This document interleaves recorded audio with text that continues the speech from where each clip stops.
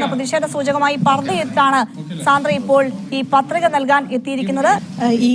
ഇപ്പോഴത്തെ ഭാരവാഹികൾ ഇരിക്കുന്ന ഈ അസോസിയേഷനിൽ എൻ്റെ മുൻ അനുഭവത്തിന്റെ പേരിൽ എനിക്ക് ഇവിടെ വരാൻ ഏറ്റവും യോജിച്ച വസ്ത്രവും ഏറ്റവും നല്ല വസ്ത്രവും ഇത് തന്നെയാണെന്ന് എനിക്ക് തോന്നിയത് കൊണ്ടാണ് ഇങ്ങനൊരു വേഷത്തിൽ ഇവിടെ വന്നത്. അങ്ങനെ ഒരു മതത്തിന്റെ ഭാഗമാക്കേണ്ട കാര്യമില്ല. ഇത് ഇപ്പൊ ഞാനൊരു ക്രിസ്ത്യാനിയാണ്, അപ്പൊ ഇത് ബൈബിളിൽ സാറ ഇട്ടിരുന്ന വേഷവും കൂടിയാണ്. അപ്പൊ അത് നമ്മുടെ പള്ളികളിൽ പോകുമ്പോൾ ഞങ്ങൾ ഇങ്ങനെ തന്നെയാണ് പോവാറ്. അപ്പൊ അത് ഒരു മതത്തിന്റെ ഭാഗമായി ചിത്രീകരിക്കേണ്ട കാര്യമൊന്നുമില്ല. ഇതുപോലുള്ള ഇടങ്ങളിൽ വരാൻ ഏറ്റവും ഉചിതമായ വസ്ത്രമാണ്, സ്ത്രീകൾക്ക് ധരിക്കാവുന്ന ഏറ്റവും ഉചിതമായ വസ്ത്രമായതുകൊണ്ടാണ് ഞാൻ അതിന്. പിന്നെ എൻ്റെ പ്രതിഷേധത്തിന്റെ ഭാഗവും കൂടിയായിട്ടാണ് ഇപ്പോഴും ഞാൻ ഒരു ഗൗരവകരമായ ഒരു കുറ്റം ആരോപിച്ചിട്ട് അത് പോലീസ് കുറ്റപത്രം കൊടുത്ത് കോടതിയിലിരിക്കുന്ന പ്രതികൾ 4 പേരെ പ്രതികളാക്കി പോലീസ് കുറ്റപത്രം കൊടുത്തിരിക്കുകയാണ്. എന്നിട്ട് പോലും അവരിവിടെ ഭരണാധികാരികളായി തുടരുകയും മാത്രവുമല്ല അടുത്ത ടേമിലേക്ക് ഇവർ തന്നെ പ്രസിഡന്റും സെക്രട്ടറിയും ഒക്കെ ആയിട്ട് മത്സരിക്കുകയും ചെയ്യുകയാണ്. അപ്പം എൻ്റെ പ്രതിഷേധത്തിന്റെ ഭാഗവും കൂടി ആയിട്ടാണ് ഞാനിത് ഈ വസ്ത്രം ധരിച്ചിരിക്കുന്നത്. കൂടാതെ ഈ അസോസിയേഷനിൽ ഇപ്പോഴത്തെ ഭാരവാഹികൾ ഇരിക്കുന്ന ഈ അസോസിയേഷനിൽ വരാൻ ഏറ്റവും ഉചിതമായ വസ്ത്രം ഇത് തന്നെയാണെന്ന് ഞാൻ വിശ്വസിക്കുന്നു.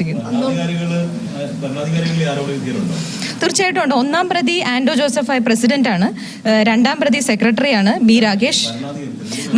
വരണാധികാരി ഇല്ല, അതൊരാളല്ലേ ഉള്ളൂ. അത് പുറത്തു നിന്നുള്ള വ്യക്തിയാണ് വരണാധികാരി.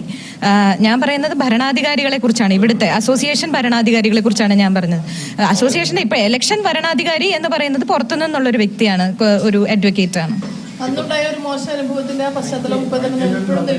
തീർച്ചയായിട്ടും നിലനിൽക്കുന്നുണ്ട്. ഇവിടെ സ്ത്രീകൾക്ക് സുരക്ഷിതമായ ഒരു ഇടമല്ല. സ്ത്രീകൾക്ക് എന്റെ കൂടെ തന്നെ ഇപ്പൊ മറ്റൊരു സ്ത്രീ നിർമ്മാതാവും കൂടെ ഉണ്ട്. ഇവിടെ സ്ത്രീ നിർമ്മാതാക്കൾക്കെന്നല്ല, സ്ത്രീകൾക്ക് പൊതുവെ വരാൻ ഒരു സേഫ് ആയിട്ടുള്ള ഇടമല്ല ഇന്ന് പ്രൊഡ്യൂസേഴ്സ് അസോസിയേഷൻ. ഇത് പുരുഷന്മാരുടെ ഒരു കുത്തകയാക്കി വെച്ചിരിക്കുന്നത്. പ്രത്യേകിച്ച് പതിറ്റാണ്ടുകളായിട്ട് ഈ പറയുന്ന കുറച്ച് പേരുടെ, ഒരു 10-15 പേരുടെ കുത്തകയാക്കി വെച്ചിരിക്കുന്ന ഒരു അസോസിയേഷനാണിത്. ഇവിടെ മാറ്റങ്ങൾ വരണം. ഏത് സ്ഥലത്താണെങ്കിലും കുറച്ച് പേര് അത് കൈയടക്കി വെച്ച് കഴിഞ്ഞാൽ അത് മുരടിക്കും. അപ്പൊ ആ ഒരു അവസ്ഥയിലാണ് ഇന്നുള്ളത്. ഇന്ന് പ്രൊഡ്യൂസേഴ്സ് അസോസിയേഷൻ എല്ലാ സംഘടനകളിൽ നിന്നും താഴെയാണ് നിൽക്കുന്നത്. അത് ഇങ്ങനൊരു അവസ്ഥയിലേക്ക് ഇതിനെ എത്തിച്ചത് ഇപ്പൊ ഇരിക്കുന്ന ഭരണാധികാരികളാണ്.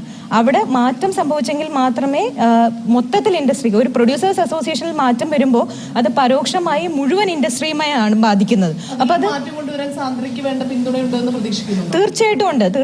പ്രൊഡ്യൂസേഴ്സ് അസോസിയേഷനിൽ ഇപ്പൊ ഞാൻ ഇലക്ഷന് ഈ മത്സരിക്കുന്ന വേളയിൽ ഞാൻ എല്ലാവരുമായിട്ട് സംസാരിച്ചതെന്ന് എനിക്ക് മനസ്സിലാക്കിയത് ഒരു ഭരണവിരുദ്ധ വികാരം ഇവിടെ വളരെ ശക്തമായിട്ടുണ്ട്.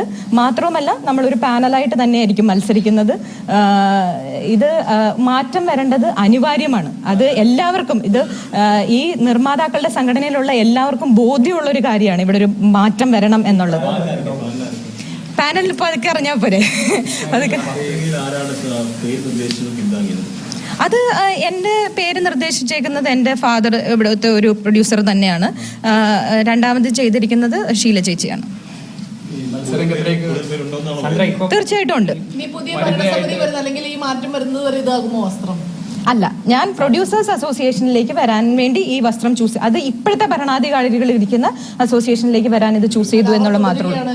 അവർ തുടരില്ല. അതിൽ മാറ്റം ഉണ്ടാവും. അതിൽ ഞാൻ ഉറച്ചു വിശ്വസിക്കുന്ന നട്ടലുള്ളവരാണ് പ്രൊഡ്യൂസേഴ്സ് അസോസിയേഷനിലുള്ള മെമ്പേഴ്സ് എന്നാണ് ഞാൻ വിശ്വസിക്കുന്നത്. ഏതാ